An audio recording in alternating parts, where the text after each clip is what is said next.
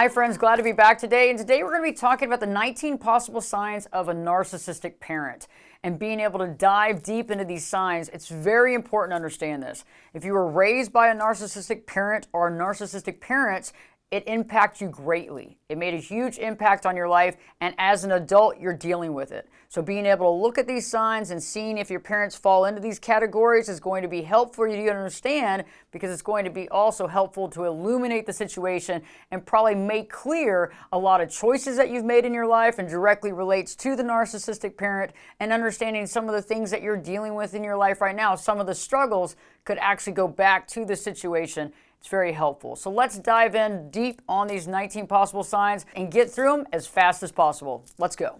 The first sign is they're constantly needing the conversation to be about them, self-centered, and I like to call it holding court. Their second is you, their child, was a source of their validation. They flaunt their children as their successes. So they'll flaunt you around and talk about you all the time as long as you're doing things that make them look good. Third indication is an immature and selfish behavior. It's all about them. They have a very childish emotional state, very low emotional EQ. And also they have a tough time being able to understand what you're feeling because they have very little empathy.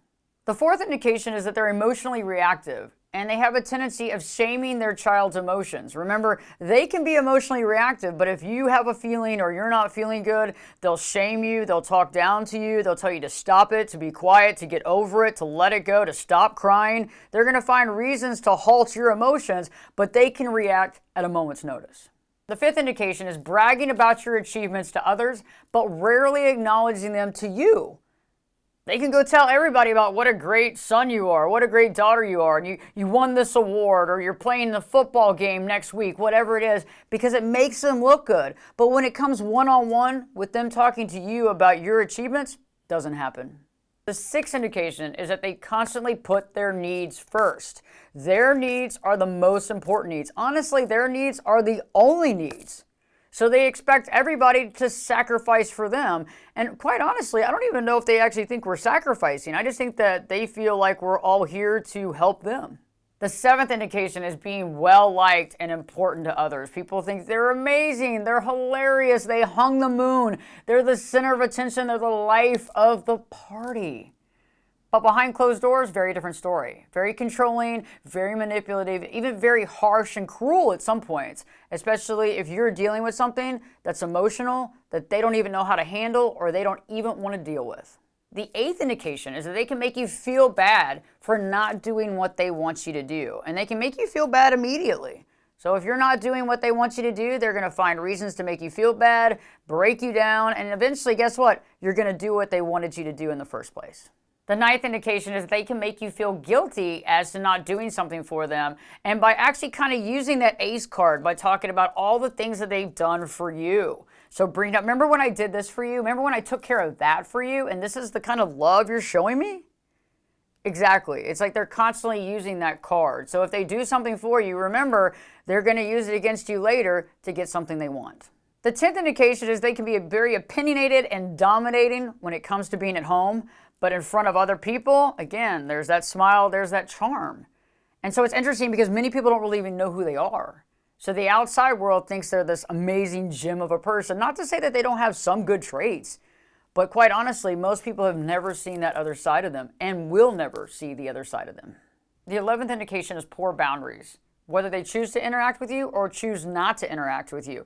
And remember, out of sight, out of mind. But all of a sudden, when they remember you, they've got to get in touch with you immediately. And as an adult, you've probably dealt with this, where all of a sudden, your mom or dad you haven't heard from in 3 weeks is calling you 100 times at work and blowing up your phone because guess what? They're thinking about you right now and they want to talk to you now. Now. Not then, now. Another indication of poor boundaries is talking about your weight, bringing up if you're overweight, or they tell you you're fat, you're this, you're too skinny, you don't eat enough, you don't look right, you're not dressing right. Again, things that you really don't need to hear from a parent who's supposed to be supportive. I mean, an enemy can tell you those types of things, and so dealing with those things can be really critical as well and put you down and make you have low self-esteem. The 12th indication is that by being around this type of energy, it just makes us anxious. And it can make you kind of anxious and on edge, and you really don't know what's going to happen next. And in the process, it lowers your confidence because you seem like you're always on the battlefield waiting to see what's going to happen. And it lowers your confidence because you just don't feel comfortable. When you're around that type of energy, it just drains you. The 13th indication is not being around for things that you're doing, being absent for your events. So growing up, you might have played football or sports and they weren't there for your games. Maybe you were in piano, they weren't there for your recitals.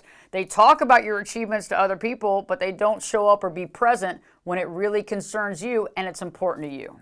The 14th indication is making you get involved with things that you don't want to deal with that they want you to do. For example, getting involved with sports. Maybe you don't want anything to do with sports as a kid, but all of a sudden there you are on the basketball team and the soccer team and everything else, and you don't want to do it, but dad wanted you to do it.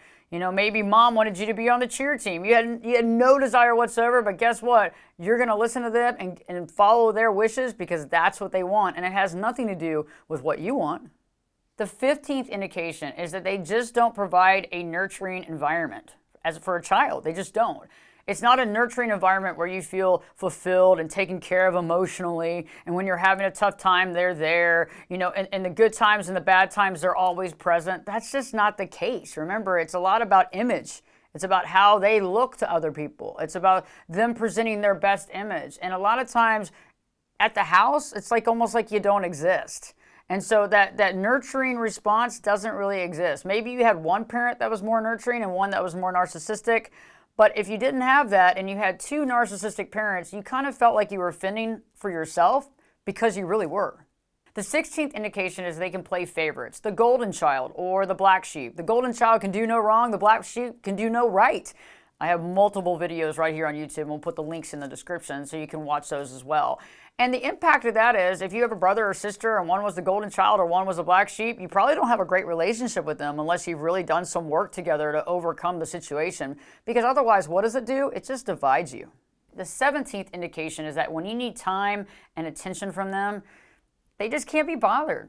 They don't want to be annoyed. They don't want to be dragged down by your emotion. And that's really challenging, being that they're supposed to be your parents. Your parents are supposed to raise you and be nurturing and empathetic, but you're getting the exact opposite. Number 18, and this probably hits home for many of you, is that they make excuses to limit their time with you. And some of these excuses are just lame. They're really, really bad. Like, they have all these things going on, but a lot of the excuses are super flimsy. And it can feel bad because they would rather be going to go pick up a chair or do this instead of spending time with you. And sometimes you even find out that the stuff that they were actually saying they were doing, they're not even doing. They just don't want to spend time with you. And last but not least, they can display sudden mood changes. They can go from one mood to another and back and forth. They can also have outbursts.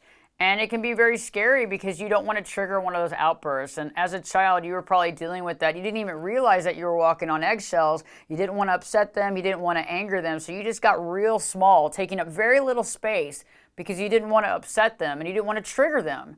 And so that can be interesting now as an adult because those same people are just older and you're probably dealing with a lot of the same stuff now, trying not to trigger them and get them emotionally wound up. I hope that this video has helped you, and I hope that these 19 signs really add clarity to your life. I have a video coming out next about the impact of having a narcissistic parent, because remember, when you're dealing with these situations, it impacts you forever, and there's certain choices that are made, there's certain actions that you take or not take, there's certain emotions that you deal with or sack away. It's very important to understand the impact of these 19 signs. If you haven't already, please subscribe to the channel. Give us a like on this video if this video has impacted you. And in the comments section, let me know, have I left off a sign that needs to be talked about? Because the more that we can talk about, the more we can get out and expose to the light, the more we can understand if we were raised by narcissistic parents and understand what we need to do to overcome the impact of that. In the meantime, don't forget to live your true life.